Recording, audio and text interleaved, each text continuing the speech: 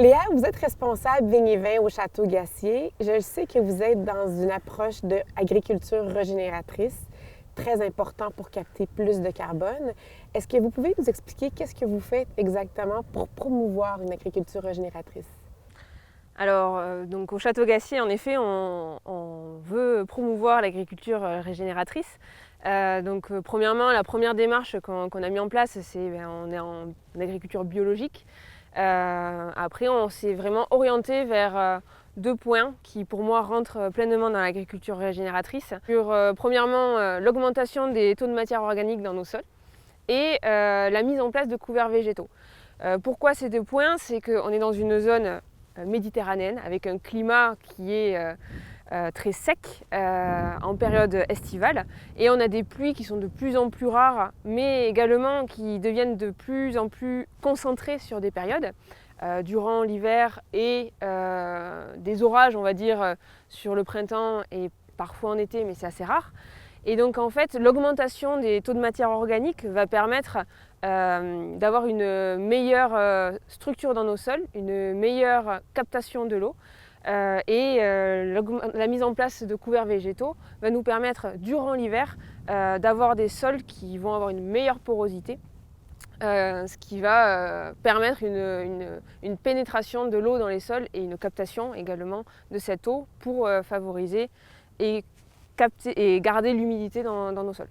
Donc on s'est orienté sur ces points-là. Bon, il y a d'autres points qui vont être intéressants.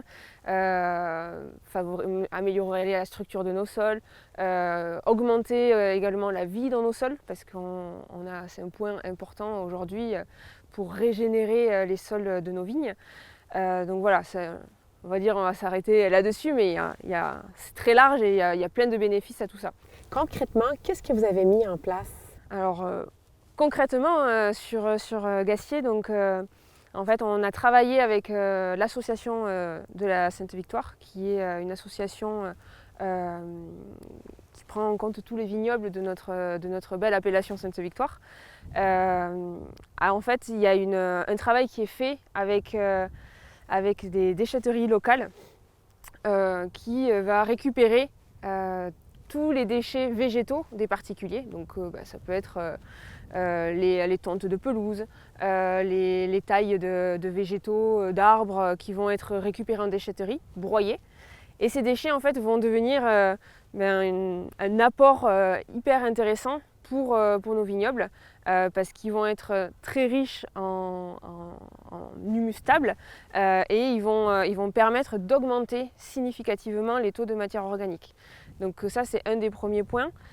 C'est une démarche qui a été mise en place, alors pas en premier au sein de notre domaine, mais il y a des domaines aux alentours qui ont commencé à le mettre en place déjà depuis à peu près 5 ans. On a pu voir des effets, notamment avec le retour de la vie dans les sols. J'ai pu assister juste à un test de bêche, retourner un bloc de terre. Nous, sur notre vignoble aujourd'hui, on a encore un peu de mal à trouver nos vers de terre. Dans des parcelles où il y a eu ces apports de déchets verts, ça grouille de vers de terre, la vie revient et ça c'est hyper important pour régénérer nos sols. Donc ça c'est un des premiers points. Le deuxième point c'est sur les engrais verts. Donc depuis quelques années, on a mis en place des engrais verts et des enherbements. Les premières années, on va dire, on a un peu tâtonné, on a fait quelques essais, ça a fonctionné moyennement. Cette année, il y a Emma qui est venue nous accompagner, qui était en stage chez nous, qui nous a accompagnés pour déterminer quel type d'enherbement on allait pouvoir mettre en place et ce qui serait le plus judicieux par rapport à nos objectifs. Donc on a décidé de mettre en place de la féverole, des pois et également un mélange qui comporte des céréales, de la féverole et des légumineuses. Donc tout ça, ça a été mis en place à l'automne. On n'a pas encore de résultats et ça prendra du temps parce qu'un sol, ça demande du temps pour recréer de la vie et remettre en place tout ça. Donc pourrez regarder à côté si vous voulez les poids. Mais voilà, donc on a mis des essais pour voir justement quel enherbement serait le plus intéressant pour nous dans nos sols et pour développer au maximum ces essais après sur notre vignoble. Est-ce que déjà vous voyez un changement au niveau de la vigne? Cet été, 2002 a été particulièrement une année sèche, avec peu d'eau. Est-ce que vous avez vu une plus grande résilience de la vigne? Alors pour le moment, c'est compliqué à dire parce que c'est vrai que cette année ça a été particulièrement sec, hein, une année vraiment compliquée. On vient tout juste de le mettre en place, donc on n'a pas encore, on va dire qu'on est en année zéro, hein, donc c'est plus notre année de base et c'est à partir de cette année-là qu'on va voir l'évolution et qu'on va voir nos différents paramètres, voir si justement ce qu'on a mis en place va avoir des bénéfices. Oui.